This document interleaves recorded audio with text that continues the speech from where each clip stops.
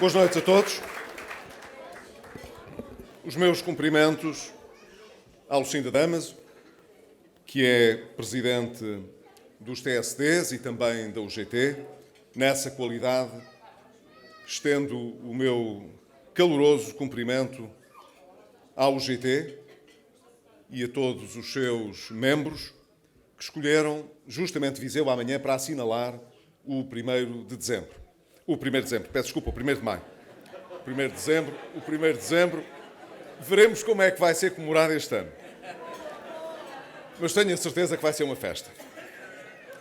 Quero cumprimentar também o Manuel Teodósio, que está à frente dos TSDs aqui em Viseu e que terá, por essa razão também, por via da UGT, uma responsabilidade grande nas organizações do dia de amanhã. Cumprimento o Mota Faria, que é o presidente da Digital do PSD, aqui de Viseu, e muito em particular o Pedro Roque, como secretário-geral dos TSDs. Gostava de fazer algumas observações que acho que fazem algum sentido na véspera do 1º de maio. O Dia do Trabalhador, este ano, deveria ser festejado de uma forma especial, dado que, no fim da legislatura que se cumpriu em 2015, nós conseguimos resultados muito importantes, não só para os portugueses, para as famílias, para as empresas, mas também para os trabalhadores em particular, que enfrentaram tempos de profundas mudanças e imensas dificuldades e sacrifícios. Nunca me esquecerei de como, apesar do desemprego vir aumentando em Portugal desde praticamente 2007, 2008, na verdade, nós atingimos um pico do desemprego justamente a meio do processo de ajustamento económico, como compreensivelmente haveria de ocorrer, e atingimos um valor de desemprego superior a 17%. Eu sei que quando olhamos para a Grécia, olhamos para a Espanha e ouvimos falar de taxas de desemprego de 25%, 28%, isto pode parecer, entre países que passaram por dificuldades, um mal menor. Mas, na verdade, em Portugal, nunca na nossa história um nível de desemprego tão elevado tinha sido atingido. Mesmo durante a década de 80, quando, então, o Partido Socialista, que chefiava um governo do Bloco Central, fez um acordo de resgate com o Fundo Monetário Internacional.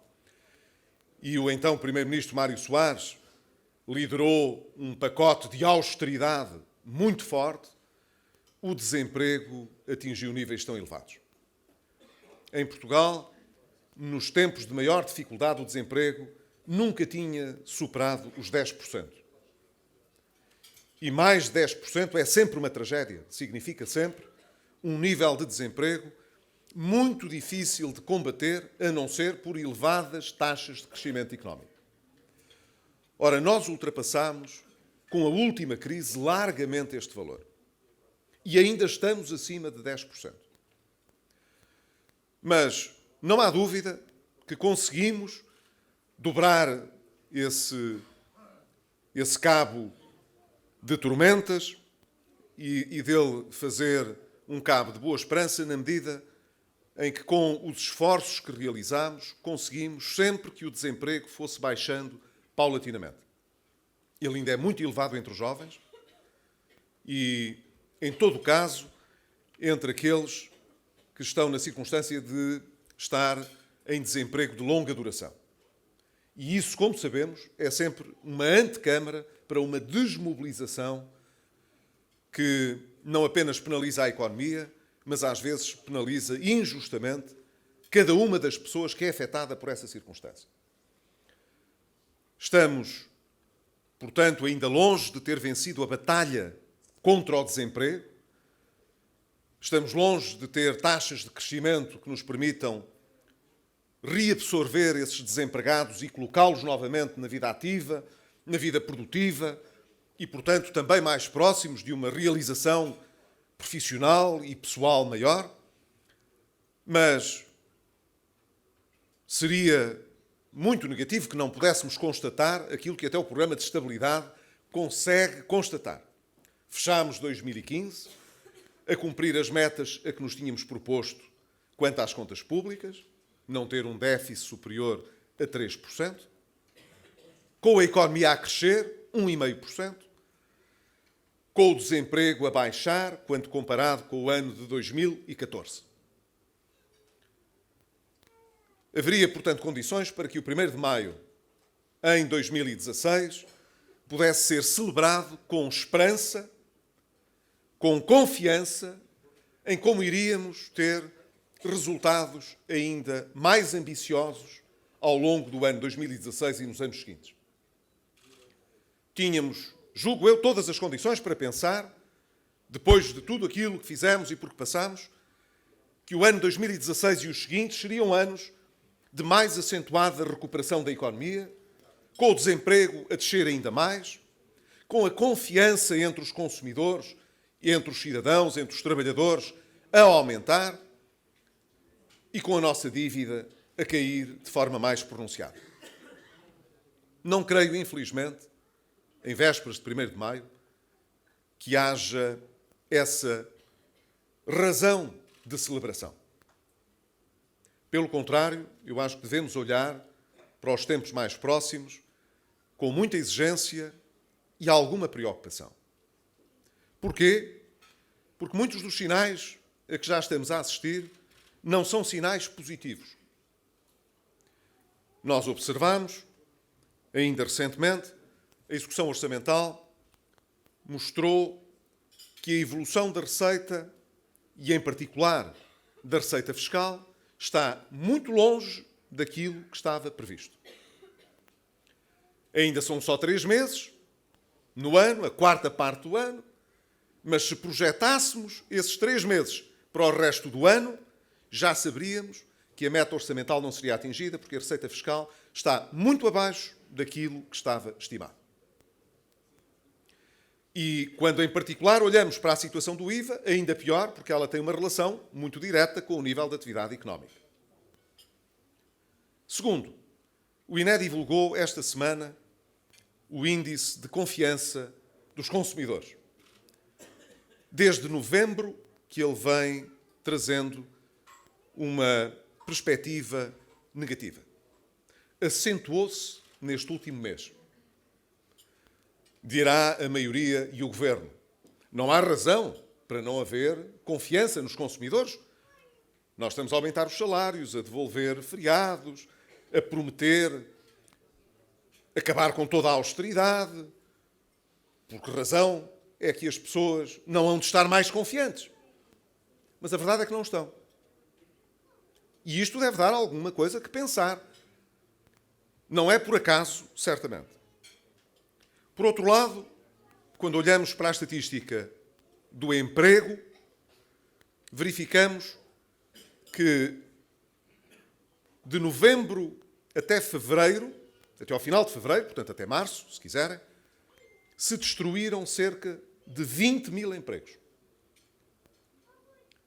Não só a taxa de desemprego está estabilizada, quer dizer, deixou de cair, varia 0,1 de um mês para o outro, às vezes não é uma coisa sensível. Está entre 12,2, 12,1. O último mês conhecido, fechado, que é fevereiro, aumentou 0,1 face a janeiro. Veremos daqui a um mês o que é que terá acontecido em março. Mas os dados não são entusiasmantes. Porquê é que o desemprego deixou de cair? E, sobretudo, porquê é que o emprego, que vinha crescendo de forma sustentada, nos últimos 4 meses, destruiu 20 mil empregos? Estes sinais não são positivos. Por outro lado, nós assistimos a um exercício de governação que alguns caracterizam como muito habilidoso. Eu dispensaria tanta habilidade. Devo dizer porquê. Cada vez que ouço os membros do Governo explicar o programa de estabilidade e, portanto, o que é que vai ser a nossa política orçamental e as políticas públicas na saúde, no emprego, na educação, no apoio social, por aí fora, nos próximos anos, só os ouço dizer o que é que não vai acontecer. Normalmente, hão de reparar, os membros do Governo gastam imenso tempo a desfazer papões. Papões que ninguém criou, a não ser o próprio Governo. Durante semanas, o Governo faz chegar à comunicação social as informações mais dramáticas e depois aplica-se nas semanas seguintes a desmenti-las.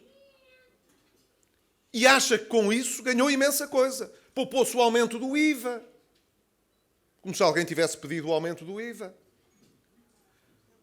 Preparam-se para dizer que vão poupar multas europeias. Já ouviram a Comissão Europeia ameaçar com multas? Hoje há um jornal que fala nas multas. Eu nunca tinha ouvido falar de multas nenhumas. Daqui a uns dias teremos o Governo, umas semanas, a dizer que salvou o país das multas, que é uma coisa muito importante. Mas nós não sabíamos que estávamos para ser multados.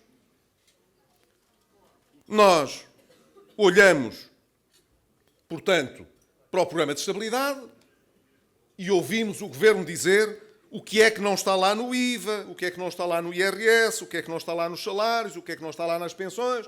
Isso a gente já sabe. Mas depois não sabe, porque não está lá, o que deve garantir, segundo o Governo, a descida da despesa pública e o aumento da receita. Porque o programa de estabilidade diz que a receita vai aumentar muito. A despesa vai baixar a um nível tal que não há nenhum país na OCDE que tenha em percentagem do PIB uma despesa tão baixa do Estado. E a gente pergunta, então, mas como é que vão fazer isso? Quais são as medidas para diminuir essa despesa? As medidas não estão lá. Ora, é muito difícil criar confiança quando não assumimos as políticas. Nós, no passado, infelizmente, tivemos de dar a cara por políticas bem difíceis. Não andámos a dourar a pílula. Era preciso tomar medidas difíceis, nós tomávamos-las e dizíamos quais eram. Hoje em dia, quem ouça o Governo e a maioria falarem, fica com a convicção de que tudo vai correr muito bem. Mas tudo o que é importante para que corra bem não é dito, não é escrito, não é comunicado, nem aos portugueses, nem a ninguém, seja em anexos, esconsos, seja em discurso direto. Isso a gente não sabe. A gente pode fazer perguntas. Normalmente, a maioria não responde. Vamos, nos próximos anos, poupar muito nos salários públicos. Como? Em vez de admitir tanta gente nos próximos anos, já não vamos admitir. Responde o Governo. Por cada um que se aposente, não chegaremos a contratar um novo funcionário. Isto de perspectiva para a administração pública nos próximos anos não parece ser assim uma coisa muito interessante. Mas será que se por cada um que se aposentar só se contrate 0,8 ou 0,7, o que esteja nas contas do Governo, que o Governo não diz com clareza o que é, será que isso dá a diferença para a poupança em salários que está prometida? Não dá. Mas, pelo contrário, quando se lê o Programa Nacional de Reformas, e como disse muito bem a Maria Luísa Albuquerque esta semana no Parlamento, a gente só vê referências à necessidade de contratação, mas de contratação importante, de profissionais na área do Serviço Nacional de Saúde, no sistema educativo, em várias outras políticas públicas. Então a gente pergunta, então vamos cá ver. Mas então, se em virtude de passarmos a ter 35 horas, precisaremos de muito mais médicos, muito mais enfermeiros, muito mais auxiliares. Se vamos precisar de muito mais professores, se vamos precisar de muito mais profissionais, como é que isto joga com as poupanças que o Governo quer fazer? A gente não percebe. Eu não sei se em Bruxelas vão perceber ou não, não faço ideia. Mas eu não olho para Bruxelas como uma espécie de polícia que tem de meter o Governo na ordem. Nós, no passado, nunca tolerámos isso. Quem tinha a nossa casa em ordem éramos nós.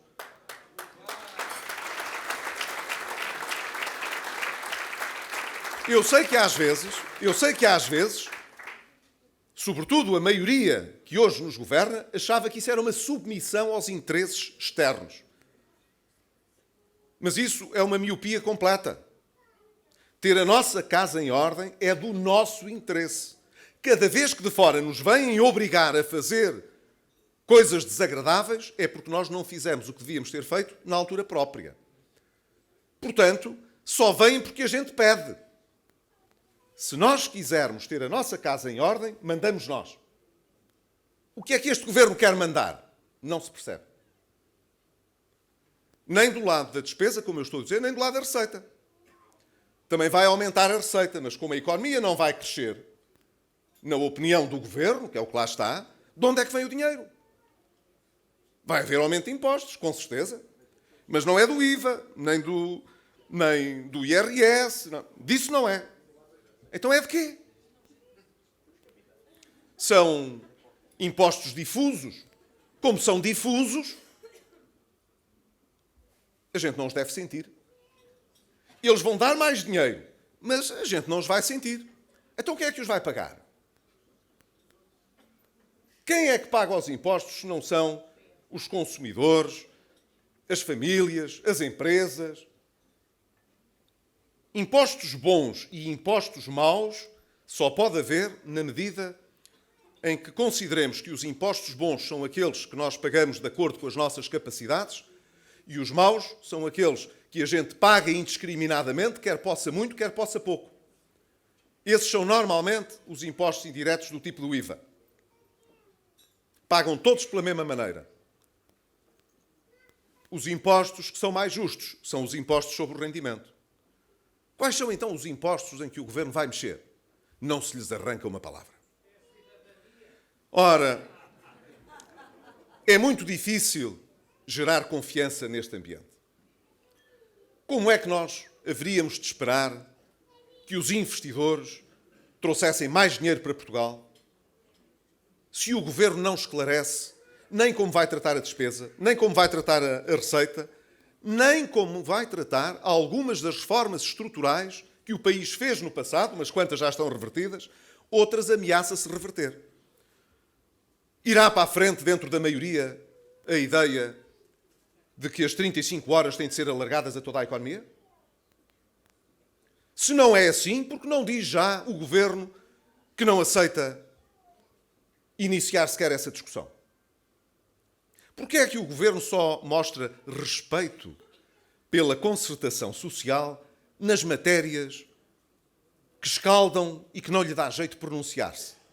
A concertação social, nessa altura, não é para levar a sério. É uma manobra dilatória. O governo sabe que se mandar para a concertação social, durante uns meses não se fala disso. Mais nada. É como a conversa sobre a reestruturação da dívida. É igual. O Partido Comunista e o Bloco de Esquerda querem discutir a reestruturação da dívida. Portanto, a maioria quer discutir a reestruturação da dívida. Cria-se um grupo de trabalho, aqui não é uma unidade de missão. Um grupo de trabalho. E durante uns meses vão andar entretidos a discutir essa coisa. Quer o governo renegociar a dívida? Suspeita-se que não.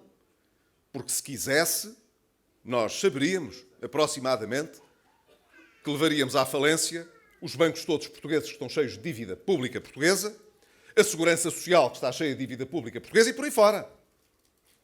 Portanto, não deve ser isso que eles querem, com certeza. Querem ganhar tempo. Empurrar com a barriga. Mas a verdade é que quando se empurra com a barriga, as dificuldades, isso não gera confiança em lado nenhum. As boas notícias devem ser comunicadas. As más notícias também. Se as boas notícias forem suficientemente importantes, nós temos confiança para o futuro. Se as más notícias pesarem mais, o futuro é sempre visto de uma forma menos mobilizadora. Há uma coisa que lhes quero dizer. O modelo que esta maioria e este governo estão a seguir não responde aos problemas que o país tem. Traduz, pelo contrário, um modelo social e um modelo económico que já provou no passado estar errado. E que hoje, depois de nos ter custado muitos graus de liberdade durante vários anos, nos vai penalizar de uma forma mais gravosa do que no passado. Vai isto tudo acabar num resgate? Já o disse, só se o Governo quiser. Não há nenhuma razão para pensar nisso. Não vale a pena, de cada vez que o rating não for cortado, vir fazer uma festa. A obrigação deste Governo era trazer, nas outras empresas de rating que ainda consideram lixo a dívida portuguesa, qualificá-la como sendo de investimento. Não é fazer uma festa cada vez que a única que ainda nos considera de qualidade de investimento decide que assim vai manter para o futuro. Este é o grau de ambição do Governo. De cada vez que resiste a uma má notícia, isso é bom. Mas nós devíamos estar, nesta altura, a inspirar confiança em todas as agências de rating para ter qualificação de investimento para a dívida pública portuguesa. Não há nenhuma razão para que isso não aconteça. Nós estamos a seguir um modelo errado. Quer isto dizer, como há pouco perguntava, se vamos ter um novo resgate? Não. Não tem de ser assim. Mas digo-vos uma coisa. Se continuarmos no modelo económico que está a ser seguido, nós teremos aquilo a que se pode chamar uma morte lenta. Quer dizer, andaremos a crescer entre 1%, 1,5%, talvez 2%, com desemprego elevado e, provavelmente, não só a agravar-se a destruição de emprego, como a complicar-se a perspectiva de desemprego. As pessoas sem terem uma grande perspectiva de poder desenvolver a sua economia, o seu negócio, a sua iniciativa. Porquê? Porque o condicionamento social e económico se irá manter. Não foi para isto que trabalhámos. Nós não trabalhámos os últimos 4 anos com muitos sacrifícios apenas para conseguirmos manter-nos à tona d'água.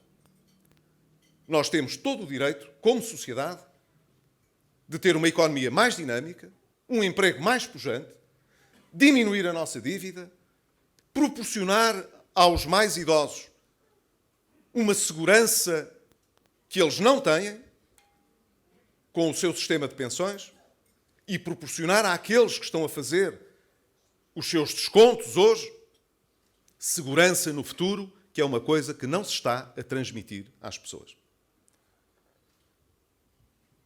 Claro que, como isto não vai acabar em nenhum resgate, o Governo vai ter de tomar medidas. E como disse hoje à tarde, eu espero bem, quando chegarmos lá para outubro, novembro, à discussão do Orçamento de Estado para 2017, quer dizer, quando já não for possível empurrar mais com a barriga, que a maioria que nos governa não se ponha ao fresco. E assuma as responsabilidades pelas decisões todas que já tomou até aqui e que já nos fizeram perder emprego, ter perspectivas mais negativas para o médio prazo, ter desconfiança entre os investidores e até ter os consumidores de pé atrás a ver no que é que isto está. Nessa altura, é muito importante recordar que nós não temos de andar sempre em campanha eleitoral, que o facto de o PSD discordar da política do atual Governo não significa que tenha de o deitar abaixo, porque não é assim que a democracia funciona. Essa é a mentalidade da maioria que nos governa. Não havia ano nenhum que não quisessem deitar abaixo o Governo. Não se importavam nada que houvesse uma maioria absoluta no Parlamento.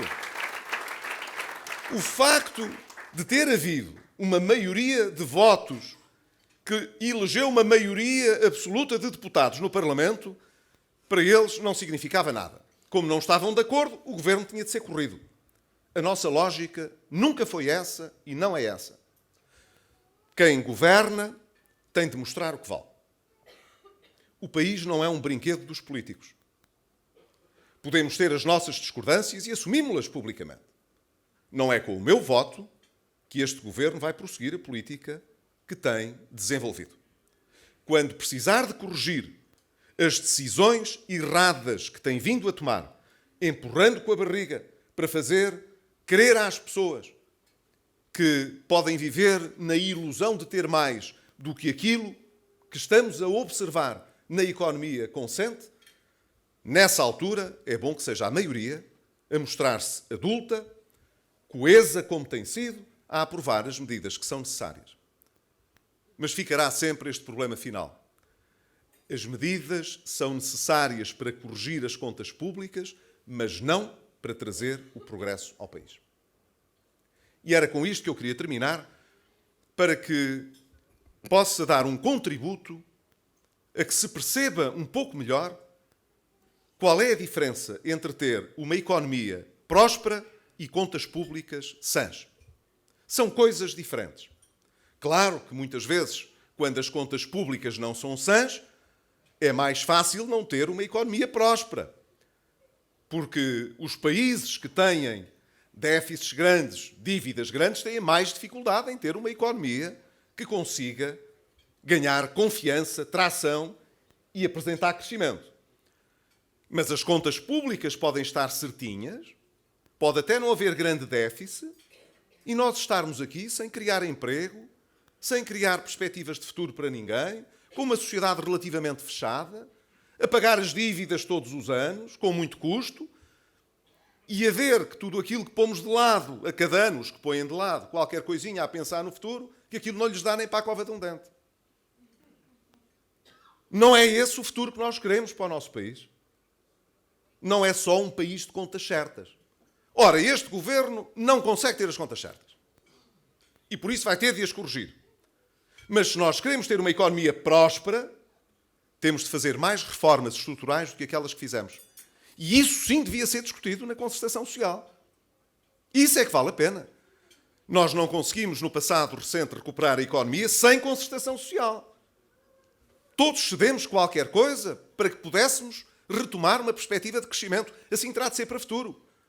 Mas temos de levar esse processo a sério. Não como uma manobra de diversão.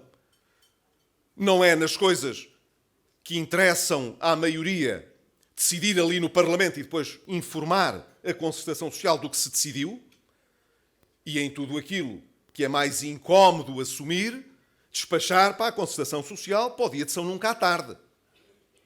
Isso não é levar a sério a concertação social. Não é levar a sério a reforma que o país ainda precisa de fazer, não é levar a sério os portugueses.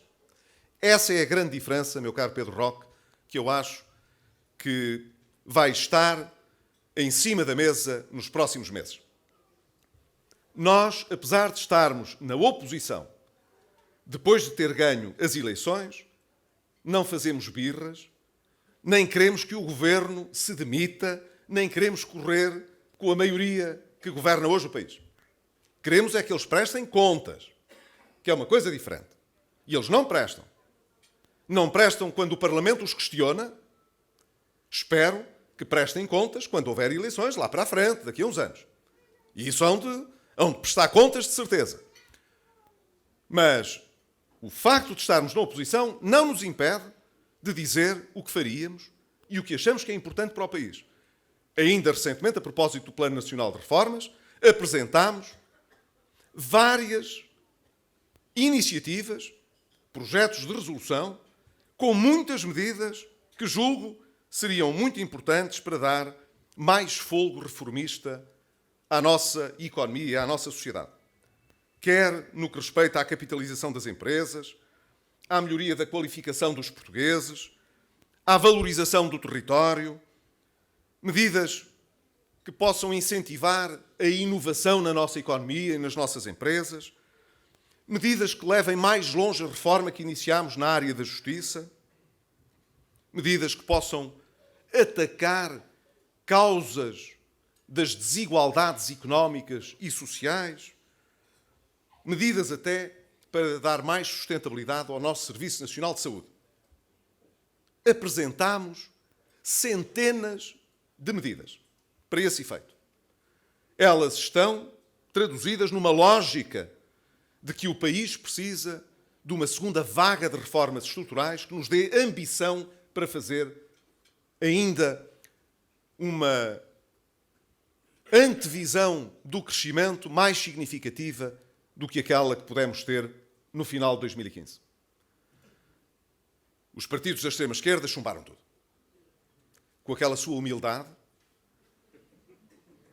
com a forma muito modesta como olham para os seus adversários políticos, não se dignaram sequer discutir o assunto. Chumbaram tudo. Ali, naquelas propostas que fizemos, não há nenhuma, entre várias centenas, que merecesse um segundo de reflexão. O PS achou que ficava mal chumbar tudo. Absteve-se numas quantas e aprovou umas quantas também. Sobretudo aquelas que dizem que é preciso estudar, avaliar. Essas, a favor. Essas a favor. As outras, que já implicam alterar mais qualquer coisa rapidamente, mas que parecia mal votar em contra, absteve-se. As que envolviam assim um bocadinho mais de folgo, mais de ambição, nem pensar. Não vá a maioria ter problemas de viabilizar tanta coisa do PSD. Mas nós não fazemos propostas para a maioria. É para os portugueses que as fazemos. Portanto, a mim tanto me faz que eles se abstenham, que votem contra ou que votem a favor. Votem de acordo com a sua consciência, com o que querem. O importante é que nós possamos fazer um jogo verdadeiro com os portugueses, tratando-os como se deve tratar, com seriedade, dizendo-lhes isto é o que nós julgamos que é preciso fazer. Se quem governa e hoje tem a maioria no Parlamento está disponível ou não para essas propostas, é outra conversa. Cada um assume as suas responsabilidades. Mas nós não estamos presos no passado. E hoje, se estivéssemos a governar, vos garanto, teríamos muita ambição, não apenas para fazer a avaliação de todas as reformas que tínhamos feito e corrigir o que fosse de corrigir, como estaríamos na primeira linha de uma segunda vaga de reformas importantes que trouxesse o investimento e, portanto, a criação de emprego mais para o nosso dia-a-dia que não para um futuro longínquo. É essa a ambição que eu não vejo na maioria que nos governa hoje. Pelo contrário, hoje vejo muito populismo e muita demagogia. Vejo isso em toda a Europa. Quando olhamos para muitos países que precisavam, mesmo dentro do euro, de fazer reformas importantes como nós, talvez a França seja o caso mais eloquente, vejo um medo enorme do populismo e da demagogia. Porque sendo mais socialista ou menos socialista cada governo, e hoje em dia a maioria dos governos que governam a Europa são socialistas, temos de acabar com esse papão de que são umas pessoas estranhas que governam a Europa. O comissário responsável pelo semestre europeu é o comissário Moscovici, é francês e é socialista, era ministro das Finanças de França, é socialista. O presidente do Eurogrupo é socialista, é o ministro das Finanças da Holanda. A maior parte dos governos na Europa são socialistas. Porquê é que eles têm tanto medo de fazer reformas? Não é só cá. Lá também têm. Têm medo do populismo, da demagogia. Têm medo daquilo com que nos atacaram quando nós as fazíamos. Eles sabem qual é o resultado do populismo e da demagogia. E, portanto, quando estão no governo, agarram-se ao imobilismo. E sabem que isso só faz crescer o radicalismo, o populismo e a demagogia. Quem mais se acobarda é quem mais come. No dia em que a demagogia e o radicalismo se acabam por impor. Nós não nos acobardamos porque sabemos o que é preciso fazer para melhorar a vida dos portugueses. Mesmo que isso possa hoje trazer alguma dificuldade, e hoje essas dificuldades não se comparam com aquelas que já passámos nos últimos anos, não têm comparação nenhuma, mesmo que hoje precisássemos de fazer uma pequena parte dos sacrifícios que já fizemos no passado, isso seria sempre uma forma de abrirmos uma perspectiva de futuro muito melhor. Empurrar com a barriga e fazer de conta pode criar a ilusão no presente de que as coisas finalmente estão muito boas. Mas foi, como sabem, com as coisas muito boas que acabámos a pedir um resgate em 2011. Isso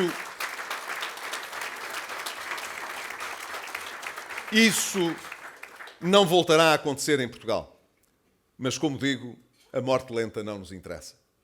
Por essa razão é que eu vou dizendo aos TSDs que insuflem também na UGT essa ambição de querer não fazer uma farsa de concertação social, mas uma realidade de concertação social. Os trabalhadores portugueses já provaram no passado que sabem enfrentar a realidade e vencer as dificuldades. E nós temos de lhes retribuir, nessa sua tenacidade, o reformismo que é necessário para que as nossas perspectivas melhorem para o futuro. Deixar tudo como está não é, de certeza, um resultado aceitável.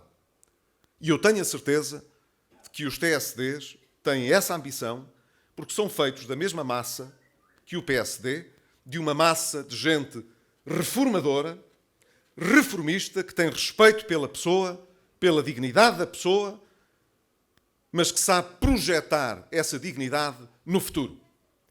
Não é apenas reconhecê-la na lei hoje. É preciso trabalhar muito para que ela saia do papel para a vida de cada um. E sair do papel para a vida de cada um não é para qualquer um. E não tem sido para este governo. Bom 1º de Maio.